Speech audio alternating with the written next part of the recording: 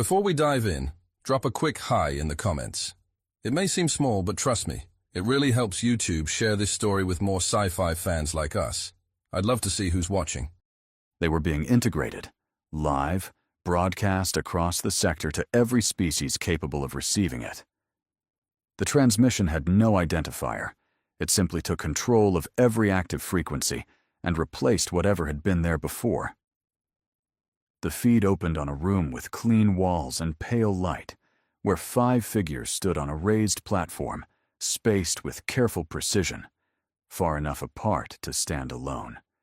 3 aliens on the left, 2 humans on the right. This was the ceremony of integration. At the center stood the apparatus, not large, not visibly complex, a vertical frame of interlocked components humming just below audible range, cables running into the floor, and from there into something far beyond the confines of the room. At the far end, Overseer Sek Thal watched them without speaking, allowing the silence to linger long enough for every observer to understand what they were seeing and what was about to happen. The ceremony of integration is not punishment. It is continuation. Your consciousness will persist. Your experience will be preserved. You will not end. You will become part of something that does not end. Do you accept integration? Elder Soreth of the Peleron Union stepped forward before Sek Thal finished speaking. The bioluminescent patches along his neck and shoulders had already shifted to pale gold. In Peleron culture, that color meant acceptance. It meant peace with what was coming. Sorath was tall, slow-moving, and he walked to the apparatus without hesitation. He placed both hands on the contact points of the frame. The apparatus hummed louder for 3 seconds. Then Soreth went still. Not dead, just still. The integration registered clean on Sek Thal's console, a new node active in the network. Elder Soreth of the Peleron Union. Preserved, processing. Part of the infrastructure now. Warden Kale Doss of the Droon Collective moved forward when it was his turn. He had the bearing of a soldier who understood when a fight was over and did not pretend otherwise. 4 arms, an exoskeleton built for close-quarters combat, traits that had kept the Droon alive for 11 months against the Narek fleet. None of it had been enough. He did not look at the humans when he passed them. He placed his hands on the apparatus. The integration ran clean. Another node. The network grew by one more voice that would never speak again. Speaker Thayan of the Oscan hierarchy began to recite. The Oscan resonance chamber in his chest produced harmonics as he spoke. Layered tones that carried the formal declaration of acceptance, the recitation of lineage, the gratitude ritual that the Oscan performed at the threshold of any permanent transition. It was a death ritual dressed as a welcome, and everyone in the room understood that, including Thean. Sek Thal waited. The Narek had learned to let the Oscan finish. In the ceremony of integration, ritual was not required, but it reduced resistance. A completed recitation made the process cleaner. The difference in efficiency was measurable. Thean finished. He stepped to the apparatus. He integrated cleanly. 3 for 3. The pattern held.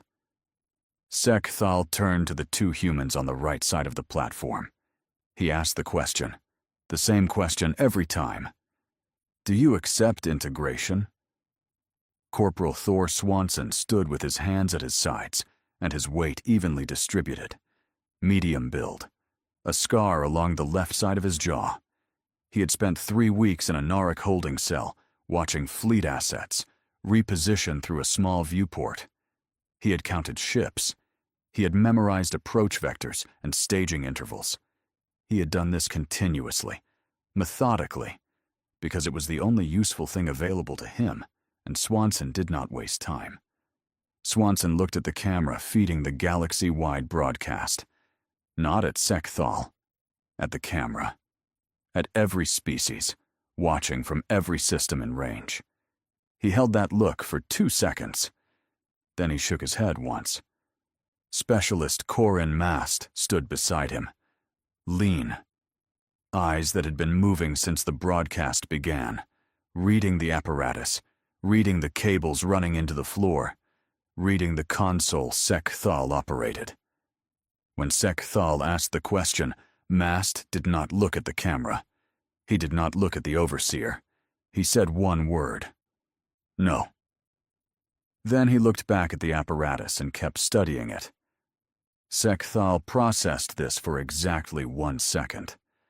Refusal was not unprecedented. Some species produced individuals who refused. The system accommodated this. The ceremony offered choice, but the integration did not require it. Consent made the process cleaner. The absence of consent made it noisier. The result was the same. He initiated forced integration on Swanson first. The apparatus engaged. The hum rose in pitch. The cables carrying signal from the frame into the floor pulsed with activity. Then the signal stalled. The integration process was running, but not completing. Sek Thal's console showed the process at 63%, and holding. The way a transmission holds when the receiving end is not answering correctly. The system kept pushing. The system was very good at pushing. Swanson's body went still. The process had him physically. But the network registration came back wrong. The node was listed as active. The location within the network was not found. The system was looking for him inside itself and not finding him where he was supposed to be. He was in there. The system just couldn't locate him.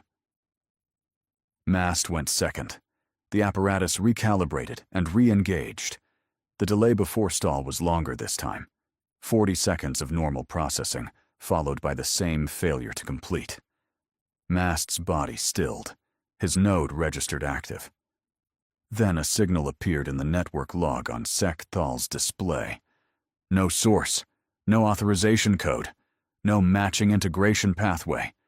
It was simply there, moving through sections of the network that required administrative clearance to access, and it was not moving like a new node finding its place. It was moving like something that already knew the layout and was looking for something specific. The broadcast cut.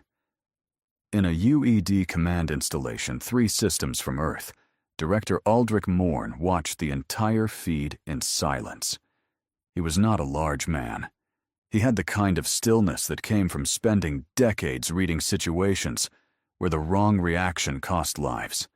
His desk had 14 months of Narek data on it, engagement records, integration logs from species that no longer existed as independent entities, including limited data from early human encounters, network architecture maps pieced together from signal intercepts, and the testimony of the few who had escaped Narek capture before the ceremony reached them. He had read all of it, multiple times. He sat with the now dark broadcast feed for 11 seconds. The Narek system was the spine of everything the Narek did. Logistics, coordination, strategic prediction. Every fleet movement, every resource allocation, every tactical decision ran through a network that was built from the minds of every species that had ever accepted the ceremony. Remove the network, and the Nharek were a fleet without orders. Capable individually, helpless collectively. Morn looked at the frozen feed, and then at the data spread across his desk. Most species accepted the process. That much was clear from the records. They adapted, settled into the system, and became part of it without incident. The humans hadn't. They had refused, openly and without hesitation, and the broadcast had cut almost immediately after the process began. That timing was too precise to ignore. He didn't know what had happened inside the system, but he could follow the implication. If the network had been built around minds that accepted the signal, then resistance wouldn't simply fail, it would interfere. And human cognition, as far as the data suggested, didn't just resist. It pushed back, generating contradiction rather than compliance. If that process had continued, it was unlikely to have resolved cleanly. It might have destabilized whatever it was connected to. Morn picked up the comm. Sergeant Bowen Tark answered on the second signal. "You watched it," Morn said. "Yes, sir." "You understand what happened?" It was not a question. Tark had been briefed on the Narek network architecture 2 weeks ago. Morn had made sure of it. "Yes, sir." Morn looked at the fleet trajectory data on the secondary screen. The Narek were already moving. The fleet repositioning Swanson had spent 3 weeks memorizing from a viewport had been the leading edge of it. The main body was behind it. Earth was the destination. The ceremony would be held again, this time for 8 billion people instead of 5 captives. "How many integration hubs are within strike range of our current forward positions?" Tark did not answer immediately. Morn heard him pulling up the tactical map. 4 confirmed, possibly a 5th if the intercept data from last week holds. "Assume it holds." "Then 5. Morn looked at the fleet trajectory again, looked at the timeline it implied, looked at what 14 months of data told him about how fast the Narek could reposition once they understood they were being targeted. "The mission is not to stop the fleet," he said. "The mission is to feed the system until it chokes on us." Silence on the line. Then, "Understood. You have 6 hours." The line closed. In the Narek Fleet Command Center, Overseer Sek Thal reviewed the broadcast data with Coordinator Ash Marin standing 2 paces to his left. The integration logs were open on the display between them. The anomalies were logged clearly. The corrupted signals. The unauthorized second presence moving through restricted network sections. Ash Marin had flagged it before Sek Thal finished reviewing the first anomaly. "The signals are not decaying," Ash Marin said, his tone controlled. He had learned that data delivered calmly was more likely to be heard, and this needed to be heard. Standard integration artifacts, residual signal noise from the process, degrade within 4 cycles. These are holding at initial amplitude. He adjusted the display slightly. That signal has already moved through 3 restricted sections since the broadcast ended. Sek Thal studied the logs. New species integration always produces artifacts. Not like this. The humans are noisier than most. The artifacts will resolve. Ash Marin looked at the data. He looked at Sek Thal. He did not argue. Arguing with the Overseer about data the Overseer had already categorized was not productive. He had learned that also. He filed the flag in the system log with a priority marker and went back to watching the numbers. The numbers were not resolving. The fleet trajectory locked onto Earth's position, and the Narek advance units began acceleration. The ceremony had been performed hundreds of times.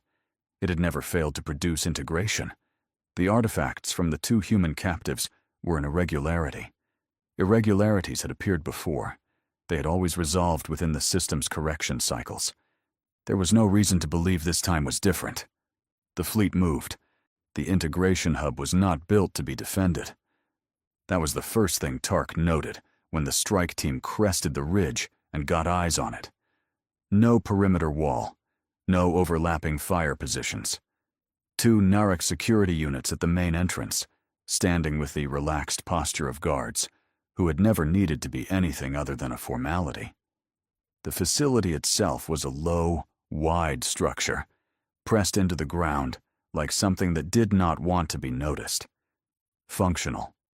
Utilitarian. The kind of building that exists to house a process, not to impress anyone. No species had ever tried to take one from the outside. Sergeant Bowen Tark had 11 soldiers with him. He looked at the 2 guards for 3 seconds, then at the rest of the team. "Fast and quiet. We need the apparatus intact." They moved. The 2 guards were down before either raised an alarm. The team was through the entrance in 40 seconds. The interior was dim, climate-controlled, and humming. not loud. A low, continuous tone that Tark felt in his back teeth before he heard it with his ears. The kind of sound that had been running so long it had become part of the room. The apparatus units stood in a row along the far wall, 6 frames, each one upright, each one trailing cables into the floor junction that fed the network spine running through the bedrock beneath the facility.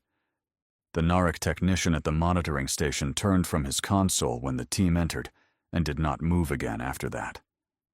Tark walked to the nearest frame and looked at it.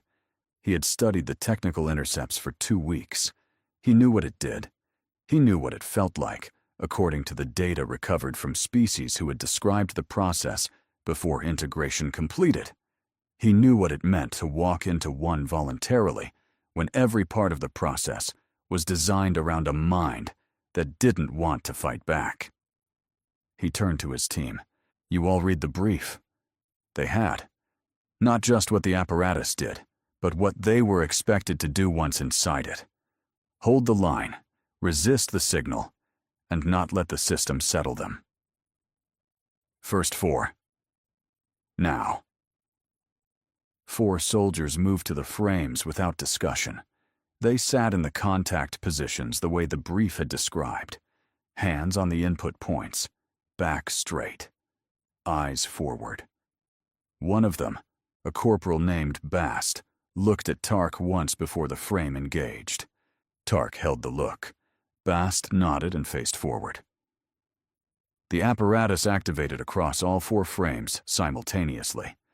The hum in the room climbed in pitch and volume. The cables in the floor pulsed. The 4 soldiers went still in the way that Swanson and Mast had gone still on the broadcast. Not dead, not unconscious. Something in between that had no good name in any human language, because no human had come back from it to describe it accurately. The network received them. The bodies integrated.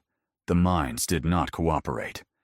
Then the network produced 4 error codes in rapid succession, none of them listed in the system's correction library. Tark watched the monitoring console. He could not read Narek's system notation, but he could read the behavior of a system encountering something it did not have a response for. The console looked like that. He pulled out the comm. "First hub is running. 4 uploaded. Network is reacting." Morn's voice came back immediately, controlled. "Confirmed. Hold position and continue uploading until the hub is at capacity." Understood. Tark looked at the remaining 7 soldiers. Next 3. Across the network, Ash Marin had not left his station since the broadcast ended. He had slept 4 hours in the chair, eaten at the console, and filed 11 escalating flags in the system log, each one more precisely worded than the last, because precision was the only tool available to him when the person receiving the flags kept categorizing them as routine artifact resolution. The data on his screen was not routine. The 2 human anomalies from the broadcast had not decayed. They had grown. The unauthorized signal that appeared during Mast's integration had replicated itself across 3 additional network sections in the hours since the broadcast cut. It was not behaving like a new node finding its processing role. It was behaving like something that understood the network's architecture and was moving through it with intent. Then the first hub readings came in, 4 new human integration signatures, each producing the same class of errors as the broadcast anomalies, none resolving into stable node positions, each generating interference in the surrounding sections at a ratio Ash Marin calculated in 30 seconds, and immediately wished he hadn't. He was at Sekthal's command station before the calculation finished running. "Overseer." Sekthal did not look up from the fleet positioning display. The Earth operation was 3 hours from optimal strike range. Every part of his attention was on the approach vector and the integration protocols already being prepared for planetary-scale ceremony deployment. "The artifacts are multiplying," Ash Marin said. He kept his voice level. He kept the data in front of him, where Sekthal could see it without having to move. 4 new signatures from a surface hub. Same error class as the broadcast anomalies. The interference ratio in the affected sections has increased by a factor of 6 since initial registration. The isolation protocols I flagged 2 hours ago are not containing it. Sekthal looked at the data. He looked at it for a long time. The isolation protocols need adjustment. Route the fleet coordination channels around the affected sections entirely. Primary command traffic runs on the unaffected spine.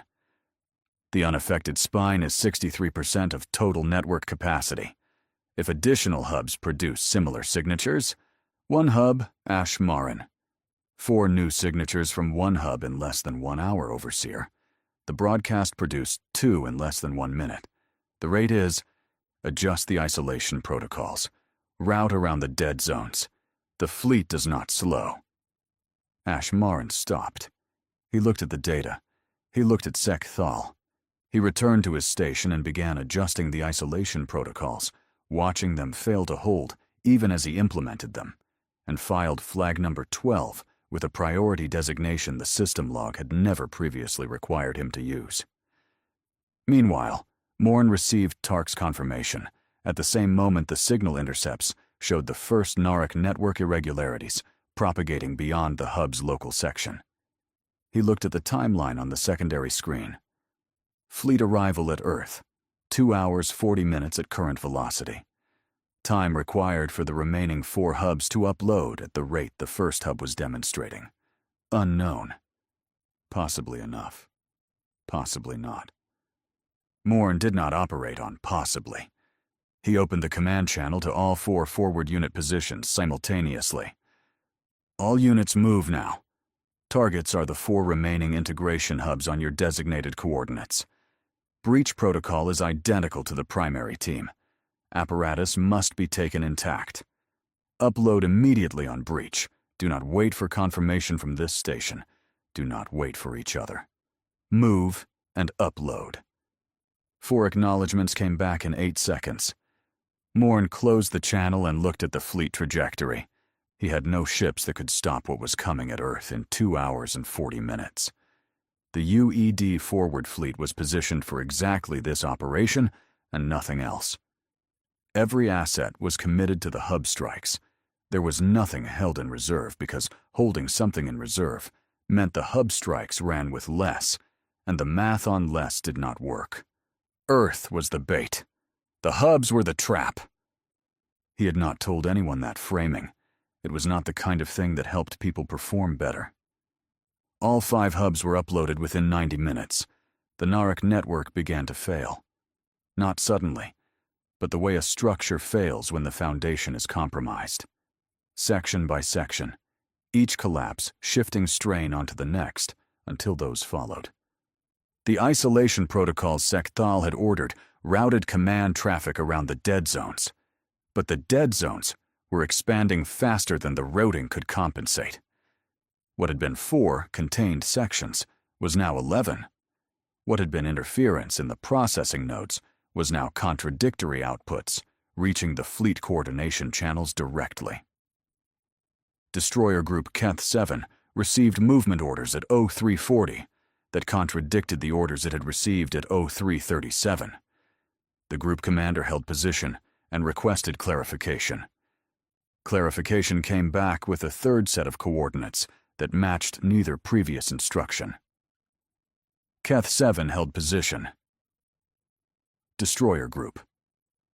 Keth 12 received tactical probability assessments for the Earth approach that rated the operation at 91% success likelihood. It received a second assessment, 40 seconds later, rating the same operation at 34%. The Narek did not have a protocol for 2 simultaneous contradictory assessments from the same system. The group commander flagged it for resolution and waited. Keth 12 slowed. The prediction models the Narek used to anticipate enemy movements, resource requirements, and strategic responses had been running continuously since the fleet departed for Earth, all on the network. The network ran on integrated minds. The integrated human minds were not running calculations. They were doing something else entirely. something the system could not categorize or contain, and the outputs bleeding from those sections into the prediction models were producing results that described a reality the Narek fleet was not operating in. The fleet was still moving, but 2 destroyer groups had stopped. 3 more were running at reduced coordination efficiency. The prediction models were generating noise, and the isolation protocols that were supposed to contain all of it had consumed 40% of the unaffected network capacity just running the containment attempt, leaving the remaining clean sections operating the entire fleet's command structure on resources designed for a fraction of that load. Ashmarin looked at the numbers. He had been looking at numbers his entire career. He was very good at understanding what they meant before anyone else in the room did. He understood what these meant. He filed flag number 13. Then he stood up from his station, walked to Sekthal's command position, and stood there until the overseer looked at him. The unaffected network spine is now at 31% of total capacity, Ashmarin said. We have lost 2 destroyer groups to coordination failure. The prediction models are non-functional. If the humans have additional hubs to target. They do not have additional hubs, Sekthal said. They have 5 facilities within range. All 5 are already. He stopped. He looked at his console. All 5 hubs were uploading.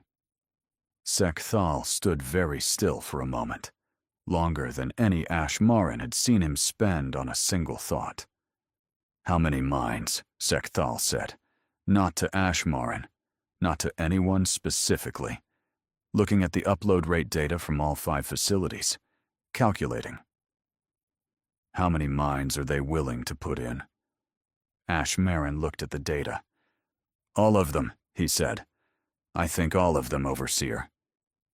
The fleet was still moving toward Earth. It was making mistakes now that the Narek fleet had never made before. Small ones, still. But the network kept degrading. The human minds inside it kept spreading. And somewhere in the sections that the isolation protocols had long since stopped being able to touch, in the dead zones that were no longer dead, but instead running with a kind of activity the system had never been designed to produce, something was building. Ashmarin could not read what it was building, but he could tell it was not random. That was enough to know that everything that came next was going to be worse. Morn's tactical display showed the failure before the fleet finished arriving. He had been tracking the approach for hours, watching the Narek main body cross into Sol's system, not as a unified force, but as something struggling to remember how to be one. Formation lines tightened, then slipped. Vectors corrected, then overcorrected, then corrected again, each adjustment slightly out of phase with the last. 2 destroyer groups still hung 3 light minutes behind the others. Locked in a coordination loop, they could neither resolve nor abandon. The fleet was there. That much was undeniable. But it was no longer whole. On the secondary display, the 5 hub signals continued without interruption. Tark's feed was still coming through, noisy, degraded, but stable in a way nothing else was anymore. The upload rates had long since exceeded anything the Narek system had been designed to measure. Morn's projections were no longer predictions. They were records of events that had already passed. The network was not degrading along any model he recognized. It was changing into something the original architecture had never been built to contain. He let his attention move between the 2, the fleet approaching Earth, and the hubs feeding into the system, tracking how one was failing as the other continued. Then he waited. Tark had moved far enough away of Hub 5 to avoid triggering any defensive response, but not so far that the relay link degraded beyond use. 30 kilometers put him on a ridgeline with a clear view of the structure, and just enough elevation to maintain a stable uplink to Morn's system. It wasn't a clean signal. Nothing had been clean since the first 4 went into the frames and didn't let the system take them. The hum that had filled the hub came through his monitoring feed now, carried from within the network itself. A low, continuous vibration. It wasn't just sound. He could feel it through the ship's deck, which was wrong enough on its own. It had no rhythm he could map, no pattern he could track. Right now, his job was simple. Monitor the output. Maintain the link. Report when asked. The rest of it, what the others were doing inside the system, what it felt like, what it meant, was not something he could influence anymore. On Earth, the ceremony broadcast began, without any warning, without any request. Any active frequency on Earth shifted at once, overridden by a signal that did not negotiate for access because it had never needed to. Civilian networks, military channels, private systems, none of it mattered. The broadcast replaced whatever had been there with the quiet certainty of a process that had never failed to complete. Then the image resolved on Sekthal. Behind him, Saturn was framed in the viewport, its rings a thin arc of light, distant and centered, presented exactly as it had been for every species that had stood at this threshold before. He spoke the opening line with the same authority he had always used. The ceremony of integration is not punishment. It is continuation. The words carried outward across a system that no longer knew how to carry them. Ashmaran saw the problem immediately, not because the broadcast failed, at least not in the way failure had ever presented before, but because it didn't remain singular. The signal entered the network and split, not cleanly, but as a byproduct of routing layers that no longer agreed on what they were supposed to be doing. Segments of the transmission appeared out of sequence, overlapping, looping back through sections that had already processed them, arriving at endpoints before their source had finished sending. The system attempted correction. It pulled from prediction layers that were already compromised, feeding broken data into processes designed to resolve variance, not multiply it. The correction routines didn't stabilize the signal. They amplified the instability. Each pass through the network, introducing further divergence. Ashmaran watched the diagnostics degrade in real time, the metrics he had relied on his entire career becoming meaningless, as the underlying structure they described ceased to behave consistently enough to measure.